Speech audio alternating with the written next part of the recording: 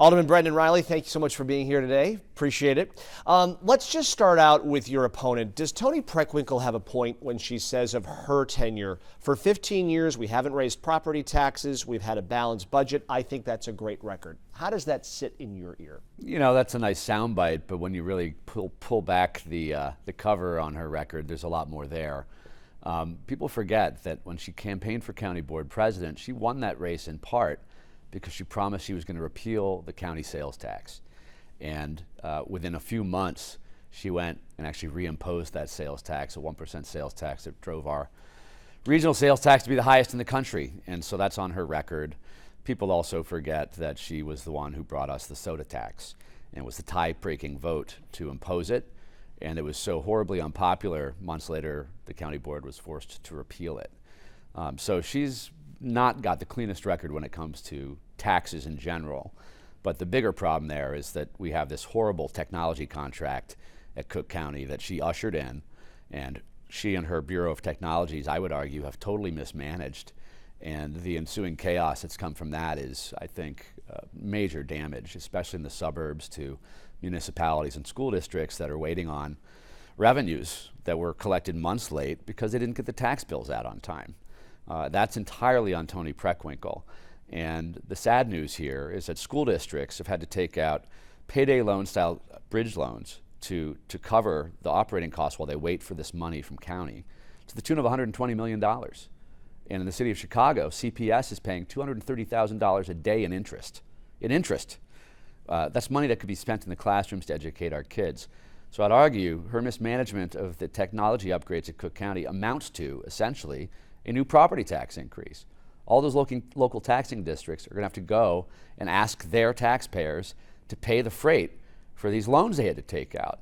They wouldn't be in this position had county done its job properly and gotten the bills out on time. What do you make of her saying that the problems with Tyler Technologies have been resolved? Do you buy that? No, I don't.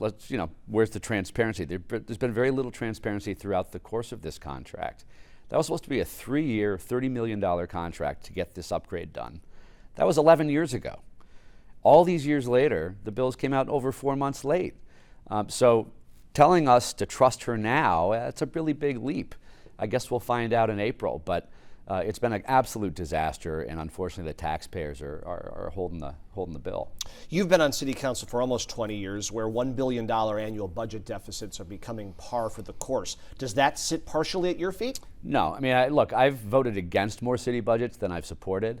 I've always been a fiscal hawk, not because I want to shrink the size of government per se. When we waste money, that is money that could be properly used to provide services and programs to help people. And so I'm the person who's constantly asking the tough questions at City Hall when it's budget time to make sure we're stretching the dollar. That's our responsibility as fiscal stewards. And so unfortunately, there have been a lot of irresponsible budgets passed over the last 20 years. I've served under 4 mayors. I've voted against budgets under all 4 of them when I thought that they were either too laden with taxes or they didn't do enough to manage expenses. And so I would say that typically the responsibility for the budget lays at the feet of the executive branch. It's to the legislative branch to decide whether or not they support it. And again, most of the budgets that have been passed over the last 20 years or so have been done so without my support.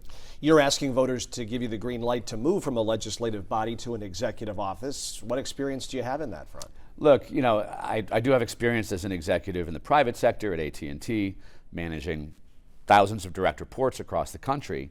But bottom line is you need to bring common sense to this job, and you need to show leadership. You know, again, with this failed technology contract, we haven't gotten the standard, the buck stops here with the chief executive officer, who is Toni Prewinkle. It's been a lot of deflection and pointing fingers at other office holders.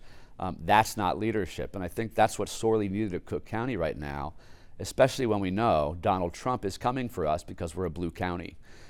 That's going to require leadership and discipline and battening down the hatches. So I'm prepared for that job, and I'm excited for it. You mentioned Donald Trump in her latest ad against you. She's saying you are Trump's guy in Chicago. What do you make of that? Well, it's patently false. She knows as well as anybody that I have the great distaste for Donald Trump that most people in the Democratic Party do. My colleagues and I were together on stage with Toni Prewinkle, actually, just a few months ago at the No Kings rally in Grant Park, protesting Trump and the reprehensible actions that ICE has been carrying out under his leadership. So she knows better. I think it's really a desperate attempt to distract from her recent record, which is very poor when it comes to taxes and executing on contracts and the like. So I hope that voters see through that for what it is. I'm a Democrat. I was an elected delegate for Biden at the DNC when he was elected president. I used to be a spokesperson for the Democratic Party of Illinois. My credentials in the party are pretty well established. Do you regret your 2021 vote on council to partially roll back Chicago's sanctuary city law? No, I don't. And again, context is important. President Biden was in office at that time, so there was no attempt to empower Trump to misuse ICE the way he is now. That was really to make sure we're getting the most violent criminals out of our communities. You know, it's one thing to go after violent felons who are here illegally. It's another thing altogether to be sending these roving teams of ICE agents into neighborhoods to scoop up otherwise law-abiding citizens who've been here in some cases for decades, just trying to raise their families and make ends meet. These are not people who are lawbreakers. And so what we're seeing, this perverse mutation of ICE under Trump, is reprehensible. And we've all been protesting that, as we should. That's un-American what he's doing. So context with that vote is very important. Of course, my opponent would rather not include that in her commercial. Should age be a factor in this race? Look, Tony's had a good almost 40 years in politics. Good for her. But I would argue that it's more about an incumbent staying too long. I supported Toni Prewinkle when she first ran for this office. It's funny, when she was up for re-election, she'd come to me first to ask for my endorsement.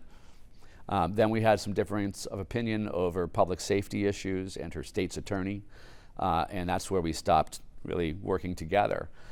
So I think that Toni has maybe stayed a little bit too long in recent years. Her track record has not been great, and that's a shame. So I'm not hearing that it's an age issue. It's just it's time for fresh blood. It is. I mean, look, when anyone's been in office for too long, you get inertia. You lose that fire in the belly. And when you shake things up, you get a chance to bring in, fresh eyes and new ideas to solve these old problems. And I think that's exactly what we need to do right now, because the county and the city are at an inflection point. This is a really important fork at the road for us. And if we get this right, I think we can get the city and the county back on a right trajectory with job creation and investment and broadening the tax base and hopefully taking some pressure off of these property tax bills that are creaming homeowners across Cook County.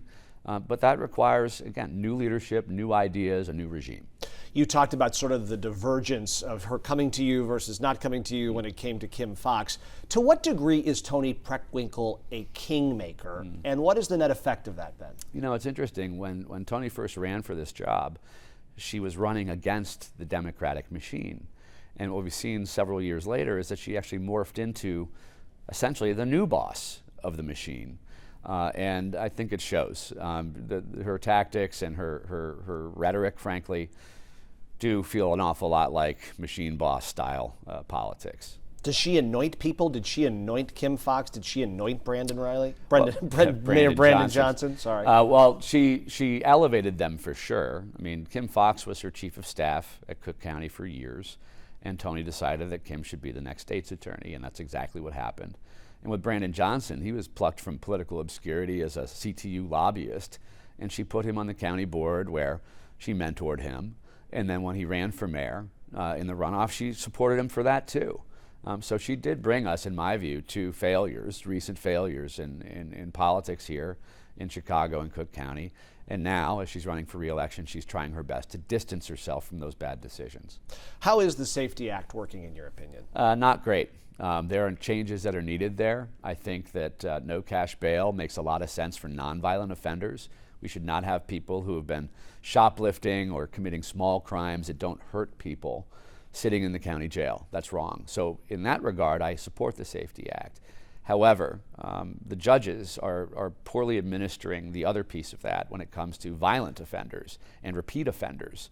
The electronic monitoring program that was set up and taken away from Sheriff Dart and given to the chief judge has been an abject failure. Thank goodness for the new Chief Judge Beach changing it. But under Toni's leadership, that was allowed to run rampant. We had folks on monitoring bracelets walking around town recommitting crimes, and you don't have to look any further than that poor young lady on the CTA Blue Line who was set on fire and nearly killed by a guy who had been caught and released over 70 times. And that, I think, is one of the greatest pieces of damage done by the Safety Act. And so there needs to be reform there. We need to make sure that we're not empowering criminals to go out and re-victimize people, because we're not holding them as we should. And what's the connective tissue between that fault in the fissure there and Toni Prewinkle? Well, Toni Prewinkle was the champion of the Safety Act. She went to Springfield and lobbied for it. She had a task force at Cook County to make recommendations on public safety reforms, and many of those reforms were exactly what landed in the Safety Act, which has been a failure. You have talked about sort of being the outsider here, her as the insider, but almost 20 years on city council, you're a well-known face, you're a well-known political operative here. How can you be a political outsider? You know, it's funny, when I first got elected in 2007, I ran against a 38-year incumbent. He had been in office years longer than I had been alive. He was a machine Democrat, and I was the challenger. People did not expect me to win that race, and we did. We pulled off an incredible upset victory, beating him by 10 points. And I've kept that in my DNA ever since. I've served under 4 mayors, some very powerful, some that I've been political allies with, but I've had the guts to say no to them when I think they're making mistakes that can do damage to the city and to my constituents. And so I'm not someone who just kind of gets along to go along. And I think that's what a lot of the party insiders do. I speak truth to power when it's necessary, and I'll continue to do that. But as a political outsider, you'd frame yourself that? I would say I'm more of a government reformer. I'm not suggesting I'm an outsider. I certainly know politics and the mechanisms of government. I think I'm pretty good at it. But I am absolutely running against the Democratic machine. President Prewinkle is not just the president of Cook County, she's also the chairwoman of the Cook County Democratic Party, of which I am a member. But she's the one who runs it, and she runs it with an iron fist. How does that put you at a disadvantage? Oh, well, certainly being an incumbent is an automatic advantage. Oftentimes incumbents win these races. The fact she also controls the party mechanisms is an extra leg up for her. There isn't the same amount of loyalty to her now that there was perhaps when she first started, because she's been making some really big mistakes that are hurting a lot of my colleagues' constituents. And so you're seeing a fracture there. And the party is not as strong as it once was, I think, in part because of Toni's track record. She often frames herself as the history teacher when she talks in speeches and so forth. How will history remember her first 15 years? Honestly, I think it'll be a mixed bag. I think when she went into that office, she did some really excellent things, and I give her credit for that. But each year she stayed. I think she lost a little bit more of the fire in her belly, became a bit more complacent, started playing small ball rather than trying to hit home runs for Cook County taxpayers. And we've seen inertia, and we need to shake that up and inject some new ideas to do better. But I give her credit for her commitment to public service. It's difficult work, but it's time for her to go. It's time for a change. The building you want to be president of is right behind you as we sit. In the final weeks of this primary campaign, what message do you want to leave with voters? How will life be better for them in Cook County under a Brendan Reilly administration? Look, you know, our region has had a really hard time since COVID, and we're trying to climb out of that hole. And I think that our salvation really is prioritizing an investment, economic development, leveraging our broken land bank that we have. We manage 1,000 parcels of land in the county of Cook. And unfortunately, no one has been really focused on leveraging that and using that as an opportunity to create affordable housing, mixed-use communities, light manufacturing. That requires a lot of work and planning and energy. And that's what I plan on focusing on. People are getting these massive property tax bills in the mail. And the way you correct that problem is by expanding the tax base. And again, county's never really been a leader in that. It's been the city. The county can play a role there too, and that's something I want to prioritize.